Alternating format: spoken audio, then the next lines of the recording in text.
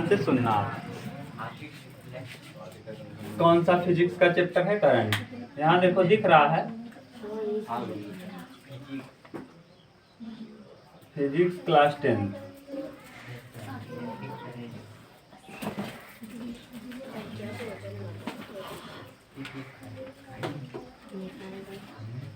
Chapter है current. और chapter कौन सा है भैया? हाँ चैप्टर देखो धारा। अरे विद्युत धारा तो ये है। कौन सा चैप्टर है? फिजिक्स का दूसरा। हाँ करंट, इलेक्ट्रिक करंट है यानी विद्युत धारा है। हाँ अंग्रेजी इलेक्ट्रिक, हम डायरेक्ट लिख दे रहे हैं विद्युत धारा।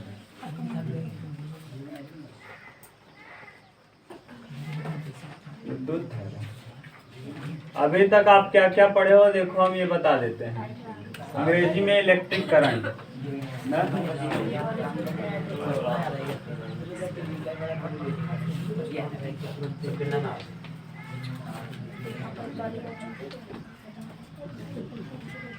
देखो जो आप पढ़े हो हम बता दे रहे हैं। सबसे पहले आपने पढ़ा आवेश ना। आवेश को एक्सप्लेन करने का सर्वप्रथम काम किया था किसने? थेल्स ने ना, बताने का। लेकिन उसको सही रूप से परिभाषित जो किया उसका नाम था बेंजामिन फ्रैंकलिन। आवेश जो होता है वो सतह पर ही कार्य करता है, सतह के अंदर काम नहीं करता। जैसे मान लीजिए कोई आवेश, जैसे आप किसी गाड़ी में बैठे हो तो अगर मान लो वहाँ पे बिजली गिरी या फिर कोई आवेश आया तो आपको नुकसान नहीं करेगा, केवल गाड़ी के सतह पर ही रह जाएगा। क्यों? आप इसको अच्छे से एक्सप्लेन कर सकते हो। जब हवाई जहाज आसमान में चलती है तो क्या कभी बिजली नहीं कड़कता? क्या ये देख चलता है हवाई जहाज की नहीं आज बारिश नहीं, यहाँ नहीं हो रहेगी, वहाँ हो रहेगी, न चले? वो तो हमेशा चलता है। बारिश कहाँ हो जाए कहाँ हो जाए पता नहीं। तो उस पर अगर बिजली गिर जाए तो इसका मतलब सतह के अंदर अगर जाता तो कोई आदमी बच पाता? तो इसका मतलब सतह के अंदर उसका कोई प्रभाव नहीं रहता, सतह के ऊपर उसका प्रभाव रहता है। और इसीलिए सतह के ऊपर पीछे हवाई जहाज के फ्लैग ऐसे देखो वो निकला रहता है पीछे पंख की तरह। हवाई जहाज को आपने देखा होगा पीछे पंख की तरह, और पीछे पंख के पीछे मोटा मोटा रॉड निकला होता है। जब बिजली उस पर गिरती है ना तो गिरने के बाद वो रॉड के माध्यम से कहाँ चला जाता है? पीछे, एकदम पीछे, और वो आसमान में फैल जाता है। तो उससे उस हवाई जहाज पे कोई प्रभाव नहीं पड़ता।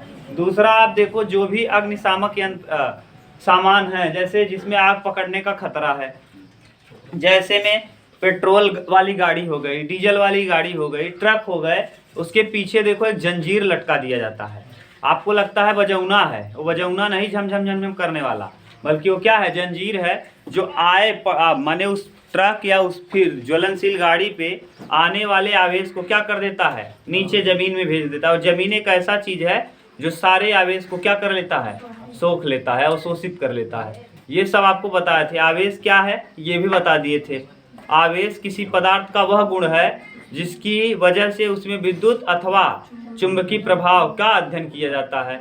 या तो विद्युत प्रभाव का अध्ययन कर लेंगे या तो हम चुंबकीय प्रभाव का। विद्युत प्रभाव का आप जानते हैं, विद्युत जब आवेश बहेगा तो उसमें विद्युत धारा आ जाएगी। आवेश यानी इलेक्ट्रॉन, इलेक्ट्रॉन जिस दिशा में बहता है उसके विपरीत दिशा में विद्युत धारा बहती। और चुंबकीय प्रभाव कैसे अध्ययन करेंगे? आपको बताया है कि जब बारिश होती रहे, जो 38,000 वोल्टेज वाला बड़ा वाला खंभा गया है, बारिश के समय उसके नीचे आप खूब अच्छे से उसका आवाज़ सुन सकते हो। बहुत तेजी से चटचटाता है, बहुत तेज बोलता है।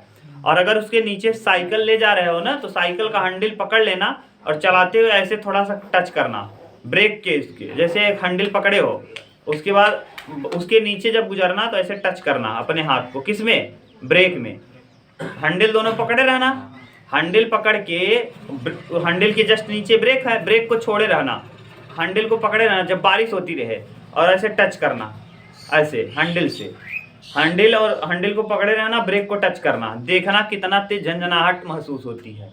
सोच लो इतना नहीं, इतना नहीं मारेगा, उसका बहुत ऊपर है ना। यही तो विद्युत क्षेत्र किसे कहते हैं? जहां तक हम आवेश के प्रभाव का अध्ययन करें वही क्या कहलाता है? विद्युत क्षेत्र। तो यानी वहां तक आवेश के प्रभाव का हम अध्ययन कर पाएंगे, लेकिन वो खींच नहीं पाएगा। इसीलिए तो उतने ऊंचाई कर दिया गया। नहीं तो एक 11,000 वोल्टेज इतना कर दिया जाता तो आदमी नीचे से गुजरता क्या कर लेता? वो खींच लेता। यही कारण है कि उसका विद्युत क्षेत्र तगड़ा है। न उसके आवेश के प्रभाव का अध्ययन ज़्यादा दूर तक किया जा सकता है। दूर तक कहने का सेंस उसका एरिया ज़्यादा है, तो ज़्यादा एरिया होने की वजह से उसको ज़्यादा ऊंचाई बना दिया गया है। बड़ा वाला खंभा देखो बहुत ऊंचाई बना है न, अगर कम ऊंचाई इतना पतला तार है नहीं, इतना मोटा मोटा तार है, वो दिखता नहीं इतना पतला, उतना ऊंचाई पे है कि इतना पतला दिखता है। वो जो जिसमें वो बंधा हुआ है, जो चार तार गए हैं तो उसमें लगा हुआ है ना, इतना बड़ा होता है, वो उठाओगे तो 5-6 किलो का है वो, जिसमें तार गया है ऐसे। आप देखो 4 तार फंसे हुए हैं, वो उसमें उसको नीचे से देखते तब कहते हैं इतना बड़ा था। हम लोग तो वहीं बन रहा था देखे थे, समझ गए, बहुत बड़ा होता है। क्यों ऐसा कर दिया गया? क्योंकि जब किसी तार में विद्युत प्रवाहित होगी तो ऐसी स्थिति में उसमें चुंबक का गुण आ जाएगा, और अगर चुंबक को आप गतिमान कर दोगे तो उसमें विद्युत का गुण आ जाएगा। ये 2 लोगों ने बताया था। ओरस्टेड ने बताया कि अगर करंट बह रहा है तो उसमें चुंबकीय क्षेत्र आ जाएगा।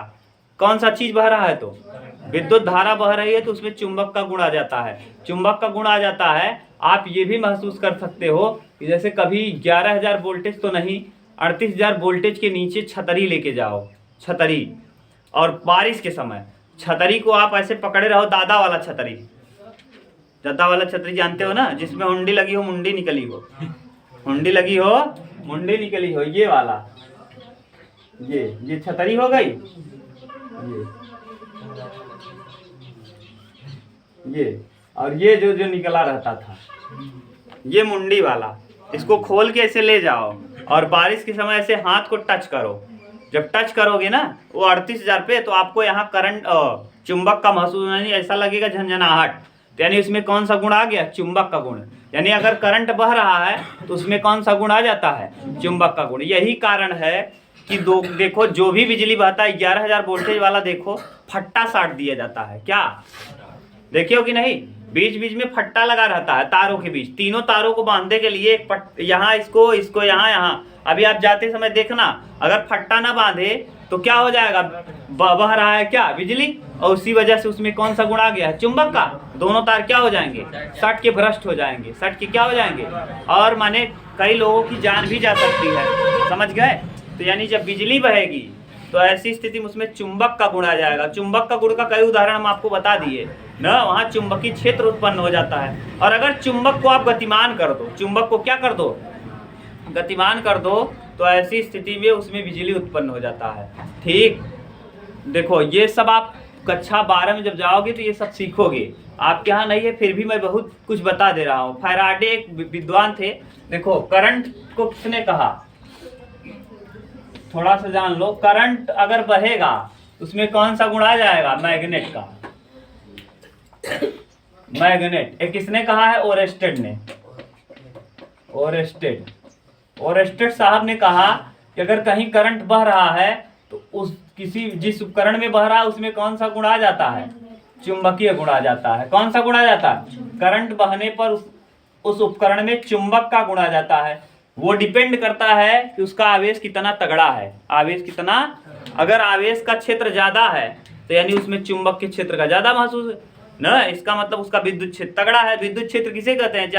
जहां तक हम आवेश के प्रभाव का अध्ययन करें वही क्षेत्र क्या कहलाता है? विद्युत क्षेत्र। समझ गए? तो यानी कहा कि अगर करंट किसी चीज में बह रहा है तो ऐसी स्थिति में उसमें कौन सा गुण आ जाता है? कौन सा गुण?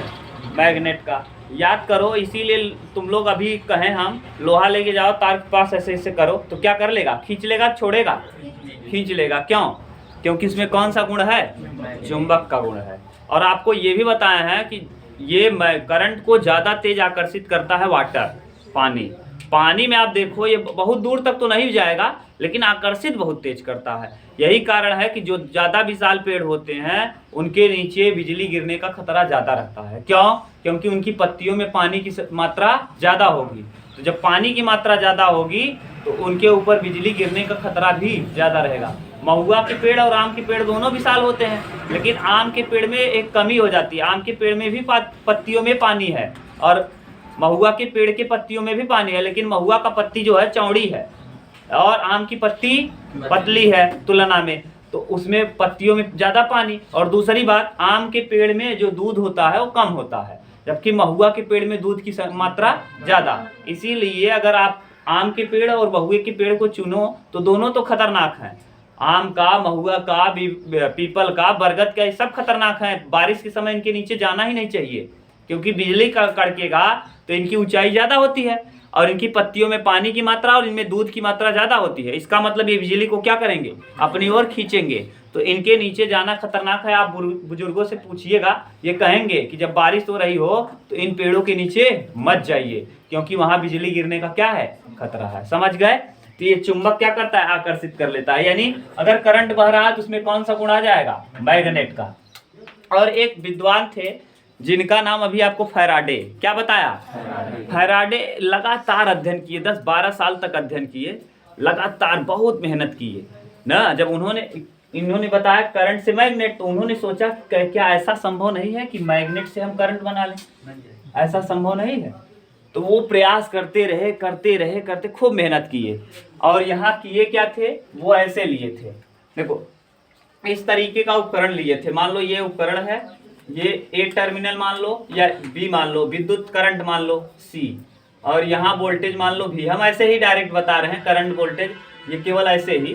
तो यहाँ से देखो कनेक्ट किया था उन्होंने किसको, बल्ब को, ऐसे किया था, इन दोनों को ऐसे बल्ब से जोड़ दिया था, ये इस तरह से बल्ब से क्या कर दिया था, कनेक्ट कर दिया था ये। और यहाँ देखो ये बल्ब से इसको क्या किया, कनेक्ट किया, और बार बार मेहनत करते रहे फैराडे, थक गए। जब थक गए तो यहाँ चुंबक लिए थे, उस चुंबक को क्या कर दिए, फेंक दिए। जब फेंके तब जाके पता चला, तब जाके जो बल्ब था ना वो क्या हुआ, इतना लेट तक मेहनत करते रहे, कुछ नहीं हुआ। जब गुस्से में आया कि मेरा मेहनत बेकार हो गया, कई सालों का अध्ययन खराब हुआ। अब वो देखना किताब में लिखा है 10 साल 12 साल जो भी लिखा होगा, इतना साल मैंने मेहनत किया, इसका कोई रिजल्ट नहीं निकला। सोचो तुम ही मेहनत करो और इसका कोई परिणाम ना निकले तो कितना दुख होगा। उनको बहुत दुख हुआ, इस वजह से वो गुस्से में आए और चुंबक को क्या कर दिए, फेंक दिए। जब फेंके ना तो देखे बल्ब क्या होने लगा, जलने लगा।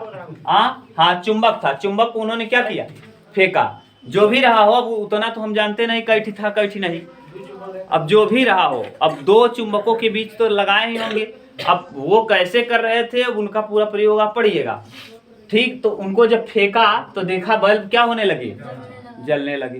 तो जलने लगे तो उन्होंने, किसने कहा, फैराडे। कौन है, फैराडे। फैराडे ने जब चुंबक को क्या किया, गतिमान किया, तब उन्होंने अपना नियम दिया कि वैसे तो चुंबक करंट को उत्पन्न नहीं करेगा, लेकिन अगर हम चुंबक को गतिमान कर दें तो उससे क्या बनाया जा सकता है, बिजली, यानी करंट को उत्पन्न किया जा सकता है। लेकिन कैसे चुंबक से, गतिमान चुंबक से। गतिमान चुंबक क्या उत्पन्न कर देता है, विद्युत उत्पन्न कर देता है। इसीलिए आप देखो जनरेटर जो होता है, जनरेटर आगे आपको पढ़ाएंगे, घबराओ मत।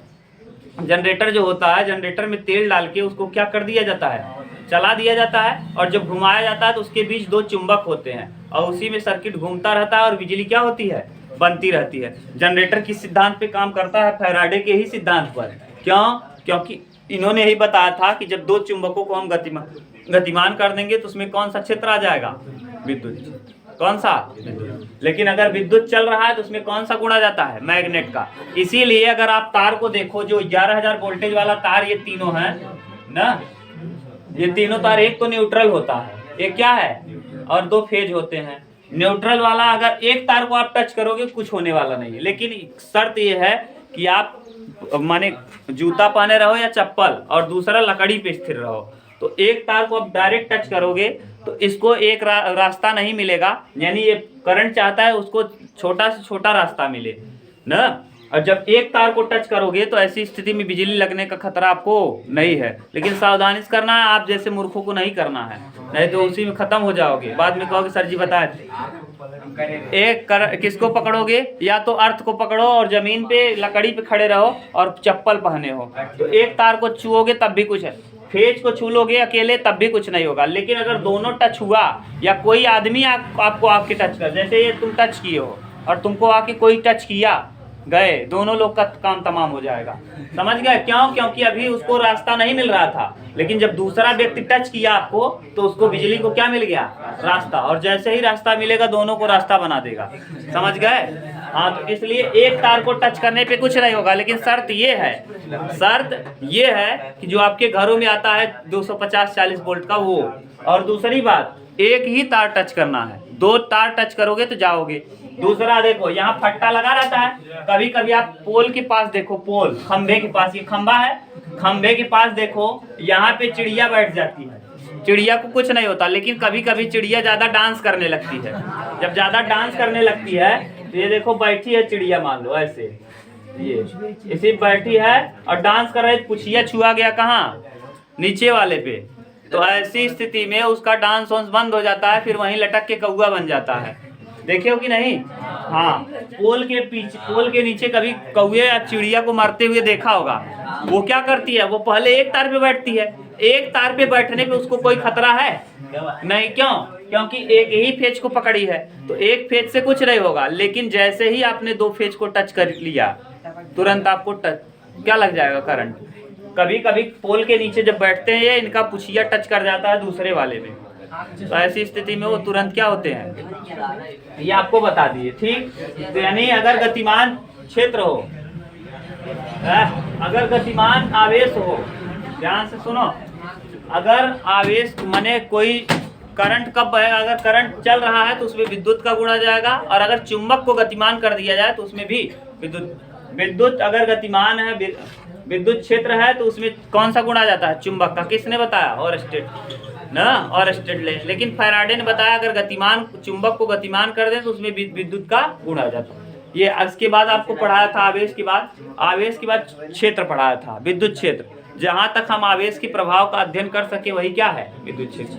जितना ज्यादा वोल्टेज होगा, जितने ज्यादा वोल्टेज का करंट बहेगा, उतने ज्यादा दूरी पे उसका क्या होगा, क्षेत्र होगा। आवेश का प्रभाव उतना ज्यादा होगा। ठीक, और आवेश 2 प्रकार का होता है, धन आवेश और ऋण आवेश। इसके बाद आप लोगों को पढ़ाए थे धन आवेश किसे कहते हैं। धन आवेश किसे कहते हैं, जब इलेक्ट्रॉन की क्या हो जाए, कमी हो जाए, तो इलेक्ट्रॉन की कमी से उत्पन्न होने वाला आवेश धन आवेश, और इलेक्ट्रॉन की अधिकता से उत्पन्न होने वाला आवेश ऋण आवेश। ये भी बताया। आवेश के बाद धारा पढ़ाया था ना जी, विद्युत धारा। आवेश प्रवाह के समय दर को क्या कहते हैं, विद्युत धारा कहते हैं। आवेश के प्रवाह के समय दर को विद्युत धारा कहते हैं। और विद्युत धारा को हम किससे डिनोट करते हैं, आई से। आई बराबर होता है Q/T, जहाँ Q होता है आवेश, Q का मात्रक होता है कूलाम, आवेश का मात्रक कूलाम, और Q बराबर होता है N/E, N का मतलब नंबर ऑफ इलेक्ट्रॉन, कितने इलेक्ट्रॉन को ले रहे हो। और इलेक्ट्रॉन का चार्ज होता है 1.6 × 10⁻⁻19 कूलाम। T यानी समय, समय का मात्रक होता है सेकेंड। और आपको ये बता दिया था कि धारा को किससे मापते हैं, धारा का मापन अमीटर से होता है, और धारा का मात्रक होता है एम्पियर या कूलाम प्रति सेकेंड, ये भी होता है। और धारा को हमेशा श्रेणी क्रम में जोड़ा जाता है। किस क्रम में, श्रेणी क्रम में। इसके बाद धारा के बाद आपको क्या बताया था, विद्युत विभव बताया था। विद्युत विभव क्या है, एकांक धन आवेश को, एकांक धन अनंत से किसी बिंदु तक लाने में किए गए कार्य को क्या कहते हैं, विद्युत विभव कहते हैं। इसे V से प्रदर्शित करते हैं। V बराबर होता है W/Q, W/Q। W का मात्र वर्क यानी जूल, और Q का मतलब आवेश, जूल प्रति कूलाम कह लो इसका मात्रक, या इसका मात्रक क्या होता है, वोल्ट होता है, इसका मात्रक वोल्ट, ये भी बता दिया था। और इसको किस क्रम में जोड़ा जाता है, विद्युत विभव को, विभवांतर को देखो समांतर क्रम में जोड़ा जाएगा। विद्युत विभवांतर को किस क्रम में जोड़ा जाता है, समांतर क्रम में। याद रखना, धारा को श्रेणी क्रम में, लेकिन विद्युत विभवांतर को समांतर क्रम में। ये विद्युत विभव हो गया। विद्युत विभवांतर हम लोग पढ़ेंगे, क्या पढ़ेंगे, विद्युत विभवांतर। जितना हम पढ़ाए थे आज बता दिया आपको। अगर कोई कंफ्यूजन हो तो आप पूछ सकते हो। ठीक, हाँ, इलेक्ट्रॉन पर आवेश माइनस और प्रोटॉन पे आवेश प्लस, बिल्कुल सेम उतना ही होता है। प्रोटॉन पे 1.6 × 10⁻⁻19 कूलाम, और यहाँ माइनस 1.6 × 10⁻⁻19 कूलाम। वो प्लस होता है पॉजिटिव और ये निगेटिव, आवेश सेम होता है। ठीक, ये आपको कोई दिक्कत हो तो बताओ। और 1 एम्पियर में कितना इलेक्ट्रॉन आवेश प्रवाहित होता है जानते हो, 1 एम्पियर में, अगर सुनो, 1 एम्पियर में कितना आवेश प्रवाहित होता है इसको भी जान लो। अगर मान लो कभी पूछ ले तो जानते रहो। 1 एम्पियर में 625 और एक जीरो, उसके बाद 15 जीरो, 3 3 6 3 9 3 12 और 3 15। देखो 3 3 6 3 9 3 12 3 15 और 1 16, इतना कूलाम।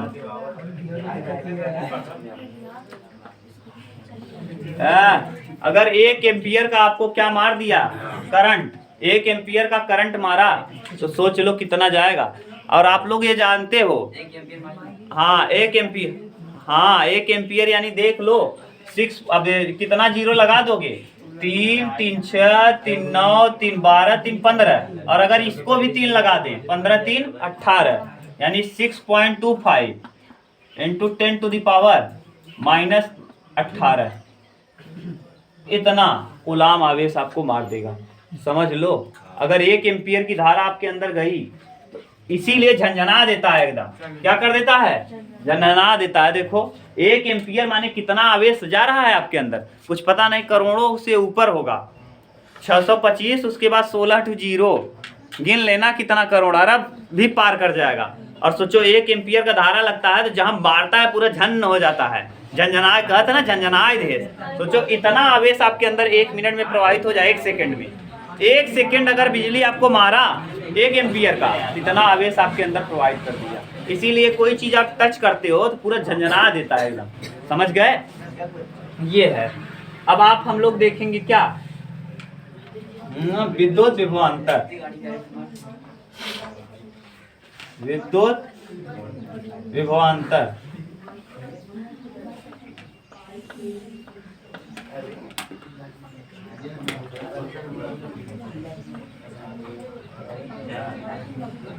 अरे जो रेगुलेट पंखे को चलाने के लिए जो लगाते हो, क्या कहते हो उसको, वो एम्पियर ही लगा होता है, वोल्टेज और एम्पियर दोनों उसमें रहता है। अरे हाँ, कंडेंसर, कंडेंसर को अभी आप महसूस करना चाहो झटका, उससे मरोगे नहीं, लेकिन झटका तो महसूस होगा। छोटा कंडेंसर लाना, किसमें चलाना, किसमें चला देना, माने बोर्ड में लगा के चालू कर लेना, और चालू करके निकालना और टच कर लेना, देखना। हाँ, वो क्या करता है, चेक करते हो, जब भी कभी हाथ में टच कर लेना तब पता चलेगा क्या आवेश जाता है ना। छोटा सा, ये नहीं बड़ा वाला मारेगा, झंझना जाएगा एकदम। एकदम छोटा वाला लेना और उसको क्या करना, दोनों पलक में लगा के ऐसे चालू करके फिर निकाल लेना, टच मत कराना। टच करा दोगे तो फिर उसका क्या हो जाएगा, करंट खत्म हो जाएगा। हाँ, बिना टच कराए टच कर लेना। देखो कितना तेज मारेगा झटका ना, बहुत तेज झटका। वो क्या करता है, पंखे को एक बैग चला देता है। जैसे पंखा, पहले देखो पंखा अगर कंडेंसर नहीं, कंडेंसर का काम क्या है जानते हो, केवल तुरंत चला देना, झटका से चला देना। एक बार कोई चीज झटके से चल गया तो फिर वो चलता रहेगा। कंडेंसर का मेन काम यही है, वो हमेशा काम नहीं करता, केवल कब काम करता है, जब शुरुआत में चलाना हो, तेजी से क्या करेगा, पंखे को डुला देगा, बस उसके बाद उसका काम बंद। समझ गए, यही है। जितना तगड़ा कंडेंसर लगाओगे, पंखे की क्षमता के ऊपर डिपेंड करता है कितने वोल्टेज का, कितना कंडेंसर लगेगा। ये नहीं पंखा रहे इतने बढ़ेगा, लगाए कंडेंसर इतने बढ़ेगा, लाइक झूलिए नीचे मैं कहते बहुत तेज चले। थोड़ा कभी कभी लोग कर भी लेते हैं जुगाड़ कि थोड़ा ज्यादा पावर का कंडेंसर लगा देते हैं, तो पंखा का स्पीड क्या होता है, ऑटोमेटिक बढ़ जाता है, स्पीड क्या होता है, बढ़ जाता है। समझ गए। तो विद्युत विभवांतर, विद्युत विभवांतर क्या है, देखो किसी आवेश को एक बिंदु से दूसरे बिंदु तक ले जाने में किए गए कार्य को विद्युत विभवांतर कहते हैं ना। एक आवेश को एक बिंदु से दूसरे बिंदु तक ले जाने में किए गए कार्य को, हाँ देखो जैसे ये आवेश Q1 है, ये आवेश Q1 है और ये आवेश Q2 है, ये बिंदु 1 है, बिंदु नंबर 1 और ये बिंदु नंबर, बात मत करो यार, बिंदु कौन सा है, देखो क्या कर रहा है कि आवेश को एक बिंदु से दूसरे बिंदु तक, आवेश को एक बिंदु से दूसरे बिंदु तक, अगर ऐसे ना लिखना हो तो ऐसे लिख लो, आवेश को एक बिंदु से दूसरे बिंदु तक ले जाने में किए गए कार्य को क्या कहते हैं, वहां देखो अनंत से ला रहे थे, यहाँ एक बिंदु से दूसरे बिंदु तक ले जा रहे हो, तो एक बिंदु से दूसरे बिंदु तक ले जाने में किए गए कार्य को ही विद्युत विभवांतर कहते हैं। इसे हम किससे प्रदर्शित करते हैं? डेल्टा भी से। डेल्टा भी से क्यों? क्योंकि दो बिंदु हैं, तो डेल्टा भी बराबर W अपान क्यू। W अपान क्यू, W का मतलब जूल और क्यू का मतलब कूलम। क्यू का मतलब कूलम, जूल प्रति कूलम, या इसी को हम लोग वोल्ट भी कहते हैं। इसको हम क्या कहेंगे? वोल्ट भी कहते हैं, जूल प्रति कूलम। इटली के विद्वान हैं, उन्हीं के नाम पे ये पड़ा है, थोड़ा अटपटा नाम है, आंद्रे करके है पूरा ना, तो उन्हीं के नाम पे वोल्ट है। इसको डेल भी को हम लिख सकते हैं V2 minus V1, V2 minus V1 बराबर W अपान Q, W अपान, ये भी सूत्र याद रखना। और विद्युत विभवांतर को हम किस क्रम में जोड़ते हैं? समांतर क्रम में, समांतर क्रम में। ठीक, समांतर क्रम में जोड़ने का काम किया जाता है। हाँ, अलेसांद्रो जो भी नाम है, इटली के हैं, बहुत बड़ा नाम है, अलेसांद्रो जो भी है। डेल भी एक बिंदु से दूसरे बिंदु, दो बिंदुओं के बीच का है ना, तो इसीलिए बिंदु नंबर 1, बिंदु नंबर 2। अब आप ये याद रखो, डेल भी दिखाता है दो बिंदुओं के डिफरेंस को। डेल भी किसको दिखाएगा? दो बिंदुओं के डिफरेंस को। डिफरेंस यानी कौन सा बिंदु ज्यादा है, कौन सा बिंदु कम है। अगर V2 बड़ा रहेगा तो V2 में से V1 को घटाएंगे, अगर V1 बड़ा रहेगा तो V1 में से, याद रखना, जैसे V2 दिया हो 20 और V1 दिया हो 10 वोल्ट, तो 20 में से 10 घटाएंगे। लेकिन अगर V1 30 दिया हो, ये 20 दिया हो, तो V1 माइनस V2 करेंगे। जो बड़ा होगा उसी में से हम छोटे वाले को क्या करेंगे? घटाएंगे। क्लियर? कोई दिक्कत नहीं। अब देखो, ये विभवांतर होता क्या है, वोल्ट होता क्या है? आवेश कितना भी पड़ा हो, लेकिन आवेश को जो ढकेलता है, ढकेल के एक स्थान से दूसरे स्थान ले जाता है, वही कहलाता है वोल्टेज। क्या कहलाता है? वोल्टेज। वोल्टेज जितना ज्यादा पावरफुल होगा, धारा उतना तेजी से बहेगी, धारा उतना तेजी से बहेगी। वोल्टेज को कम करना और ज्यादा करना, ऐसे वोल्टेज को घटाना और बढ़ाना, वो एक प्रकार का छोटा ट्रांसफार्मर है, छोटा ट्रांसफार्मर। ये ट्रांसफार्मर ऐसा है जैसे जो बड़ा वाला ट्रांसफार्मर लगता है, वो क्या करता है? वोल्टेज को एक फिक्स रखता है 250, लेकिन आपके यहाँ जो लगा है वो छोटा ट्रांसफार्मर है, उससे आप कम भी कर सकते हो और ज़्यादा भी कर सकते हो। तो वोल्टेज को घटाने बढ़ाने का काम कौन कर देता है? हाँ, स्टेबलाइजर। ठीक, उतारो, कहीं दिक्कत हो तो बताओ, उतारो। बात मत करो। धारा को मापने के लिए किसका उपयोग करते थे? इसमें वोल्ट मीटर का। विभवांतर को मापने के लिए volt meter, volt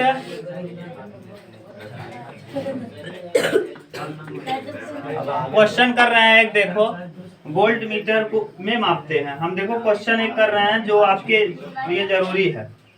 question number कौन सा है? उदाहरण नंबर 3 है। अभी हम उदाहरण कर रहे हैं, जो प्रश्न रहेगा आप पूछिएगा, हम बताएंगे।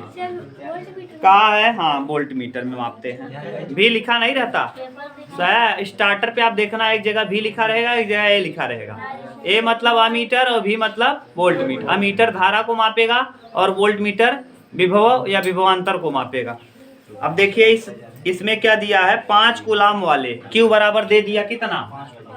क्यू। अब आपको पता रहना चाहिए कि किसको कैसे दिखाएंगे। 5 कूलाम यानी क्यू दिया है। कूलाम किसका मात्रक है? आवेश का मात्रक है। तो बैठा रहे तो बस कोनो मतलब ना है। बाबू तो आज मास्टर है ना, तो वही सोचा था कि हम गधा। तो बताओ तुम, धारा का मात्रक क्या है? धारा का मात्रक जूल हो, कार्य का मात्रक जूल होगा। बेवकूफ, मैं कितनी बार कहता हूँ कि तुम सुना करो अच्छे से। कहाँ सुने हो? बताओ धारा का मात्रक क्या है? अमीटर में गुरुजी। धारा को मापन करते हैं अमीटर में, अमीटर में मापते हैं हम। मात्रक पूछ रहे हैं, मात्रक आएगा पेपर में क्या लिखोगे? एम्पियर लिखोगे? धारा को किसमें मापा जाता है? एम्पियर में। उसका माप ये याद रखो ना, तुम लोग बात करते हो इसलिए नहीं याद होता। हम कई बार मना किए हैं, बात मत करो, केवल सुनो। 5 कूलम आवेश एक विद्युत आवेश को विद्युत क्षेत्र से एक बिंदु से दूसरे बिंदु तक लाने में 25 जूल W। अब ये नहीं कर पाओगे, बताओ कैसे पता चलेगा कि जूल कार्य का मात्रक है? 25 जूल से आपको पहचानना है कि W दिया है। जब आपको नहीं पता रहेगा मात्रक तो क्या लिखोगे? ये किसके बराबर लिखें? जूल जान जाओगे कि W यानी कार्य का मात्रक है तो W बराबर लिख लोगे, और नहीं पता रहेगा तब। हम बार बार पढ़ा रहे हैं, तुम लोग मजा कर रहे हो पीछे। और एक तो शनि जब से आया है लेविन चूस, हम तो इसको बार बार कहते हैं कि जब इसका बच्चा होगा ना तो इसकी पत्नी कहेगी कि पापा को देख लो, इनसे बड़ा कार्टून कोई नहीं है। वो कहेगा मुझको क्या चाहिए? कार्टून। हाँ गधा। अब कई बार कह दिए तुम इतना बड़ा कार्टून हो, क्या बताएं। अब आते हो तुरंत आते समय लॉलीपॉप चूसते आओगे। 10 में हो गए हो, लॉलीपॉप चूसते आओगे, फिर जाते समय लॉलीपॉप चूसते जाओगे और बैठे रहोगे चूसते रहोगे। कुछ पूछ लो कोई मतलब नहीं, कहोगे पिक्चर में हीरो चूसत रहा। तो मम्मी क्या कहेगी? पापा को देखो, पापा से बड़े कार्टून यहाँ दुनिया में कोई नहीं है। यदि पहले बिंदु का विभव पहले बिंदु का विभव यानी V1 पहले बिंदु का विभव दिया है और दूसरे बिंदु का विभव पूछ रहा है, V2 पूछ रहा है। पहले बिंदु का विभव V1 दिया है, कितना वोल्ट दिया है? 10 वोल्ट। तो आपसे पूछा है दूसरे बिंदु का विभव कितना होगा, अभी बताए हैं। देखो यहाँ लिखे हैं, क्या लिखे हैं? V2 माइनस V1 बराबर W/Q। W का मतलब और Q का मतलब 5। 5 पचे 10 5 तो V2 यानी कितना वोल्ट? 15 वोल्ट आ जाए। यही दूसरे बिंदु का विभव कितना होगा? 15 वोल्ट। इस तरह से एक तरफ का आप चेक पॉइंट खत्म। अब चेक पॉइंट हम डिस्कस कर दें, इसके बाद आपका ये कहानी खत्म, फिर आगे हम लोग कल करेंगे। पहले चेक पॉइंट को आप अच्छे से देखो। अब अगर आप ध्यान से पढ़े होंगे तो गारंटी है कि चेक पॉइंट का सारा प्रश्न आप कर जाओगे ना। लेकिन अगर ध्यान से पढ़े रहोगे तब, और बदतमीजों की तरह पढ़े रहोगे तो कुछ नहीं आएगा, तब लगेगा कुछ नहीं समझ में आ रहा है ना। लेविन चूस वाले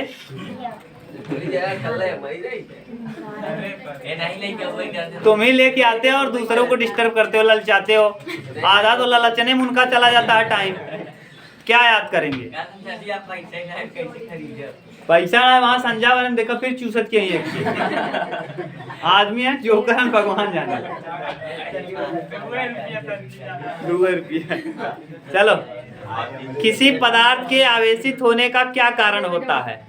किसी पदार्थ के आवेशित होने का क्या कारण है? या तो उसमें इलेक्ट्रॉन की कमी हो जाएगी, या तो उसमें इलेक्ट्रॉन की अधिकता। अगर इलेक्ट्रॉन की कमी हुई तो प्लस चार्ज आ जाएगा, पॉजिटिव आवेश हो जाएगा। और अगर इलेक्ट्रॉन की अधिकता हुई, हाँ, इलेक्ट्रॉन की कमी से कौन सा आवेश होता है? धन आवेश। इलेक्ट्रॉन निगेटिव होता है, अगर कम हो गया तो पॉजिटिव चार्ज बढ़ जाए। और इलेक्ट्रॉन निगेटिव होता है, अगर इलेक्ट्रॉन बढ़ गया तो निगेटिव चीज बढ़ गया, यानी चार्ज क्या हो जाएगा? निगेटिव। यानी इलेक्ट्रॉन की कमी और अधिकता की वजह से किसी चीज में क्या हो, किसी पदार्थ में क्या, किसका गुणा जाता है? आवेश का। पहले वाले का उत्तर हो गया। किसी पदार्थ के आवेशित होने का क्या कारण है? इलेक्ट्रॉन की कमी या अधिकता। किसी पदार्थ के आवेशित होने का कारण है इलेक्ट्रॉन की कमी होना या इलेक्ट्रॉन की अधिकता होना। कमी से धन आवेश और अधिकता से ऋण आवेश। बोलो कोई दिक्कत? पहला हो गया। यदि किसी परिपथ में आवेश प्रवाह के समय दर को बढ़ाया जाता है तो धारा पर क्या प्रभाव पड़ेगा? समय को बढ़ा दिया जाए तो I बराबर, देखो दूसरा क्वेश्चन है, I बराबर क्या होता है? Q/T। अब याद रहेगा तभी। I बराबर Q/T। अगर समय को हम बढ़ाएंगे तो धारा क्या होगा? कम होगा। याद करो, नीचे वाला वैल्यू बढ़ाओगे तो ऊपर वाला वैल्यू हमेशा ये वाला का क्या होगा? कम होगा। जैसे अगर हम 20 में 10 का भाग दें, 20 में 5 का भाग दें, कितना आएगा? 4। अगर इसी 20 में हम 10 का भाग देने लगे, 20 में कितने का भाग देने लगे तो कितना आएगा? देखो कम आ गया कि ज्यादा? कम। नीचे वाला मान बढ़ा दिए कि कम कर दिए? बढ़ा दिए। पहले 5 था, आप कितना कर दिए? तो नीचे का वैल्यू बढ़ाने पर ये वाला वैल्यू क्या होता है? घटता है, तो यानी धारा पर क्या प्रभाव पड़ेगा, धारा कम हो जाएगी।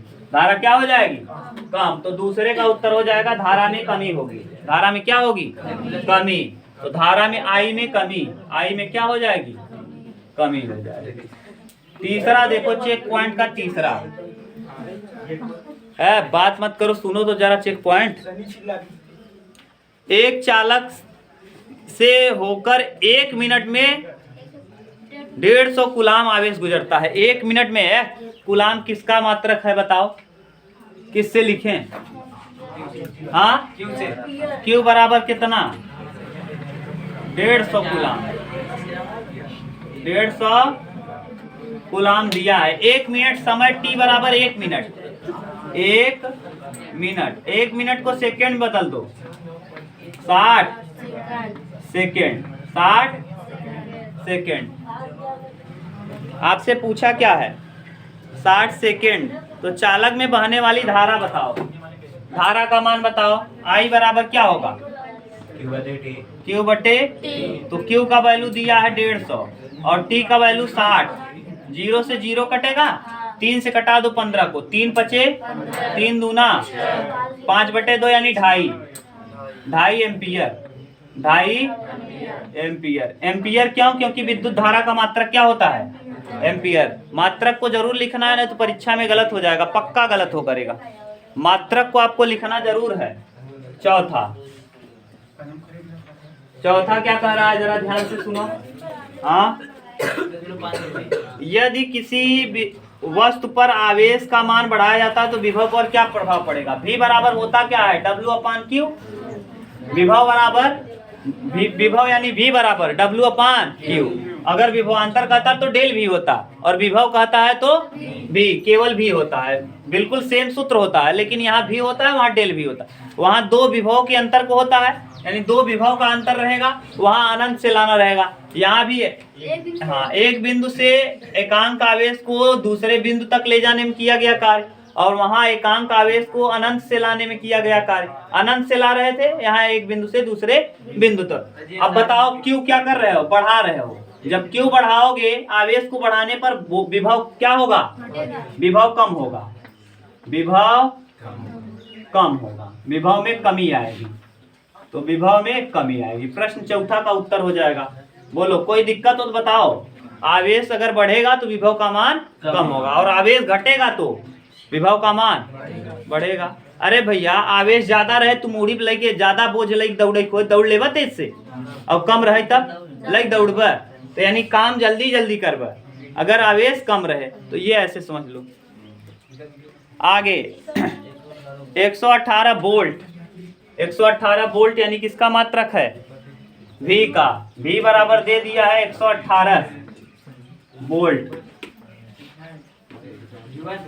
118 वोल्ट पर किसी बिंदु तक 2 कूलाम के आवेश को चलाने में कितना कार्य किया गया। 2 कूलाम आवेश Q बराबर कई कूलाम, 2 कूलाम।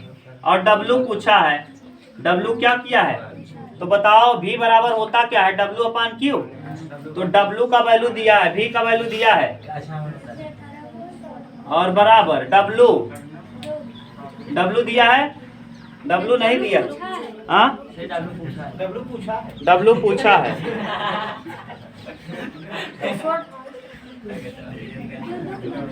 अच्छा, दूसरा क्वेश्चन है, दो प्रश्न वो दिया है, इसको हम मिटा रहे हैं, इधर कर रहे हैं। हाँ, दे लिख रहे हैं, वही छूट गया, ध्यान नहीं दिए। तुम लोग बात करते हो ना, इसलिए दिमाग। 118 वोल्ट पर एक बिंदु से 128 वोल्ट पर किसी बिंदु तक 2 दिया है। V1 118 दिया है, 118, और V2 128 दिया है, ठीक। और क्या दिया है, हाँ, Q बराबर 2 कूलाम दिया है। तो आपसे पूछा क्या है, W। तो बताओ, ये 2 विभव दिया है, तो इसका मतलब विभवांतर वाला सूत्र लगेगा। तो V2 माइनस V1, 128 माइनस 118, यहाँ लिखें 128 minus 118, V2 minus V1। W का वैल्यू बोलो, नहीं निकालना है। Q का मान है 128 में से 118 घटाएंगे 10, 10 बराबर W/2, 10 दूना तो W बराबर कई जूल, 20 जूल, क्योंकि कार्य का मात्रक क्या होता है 20 जूल। ये आ जाएगा प्रश्न का आंसर। देख लो उत्तर। क्लियर। ये अब हम लोग कल पढ़ेंगे विद्युत परिपथ तथा विद्युत आरेख।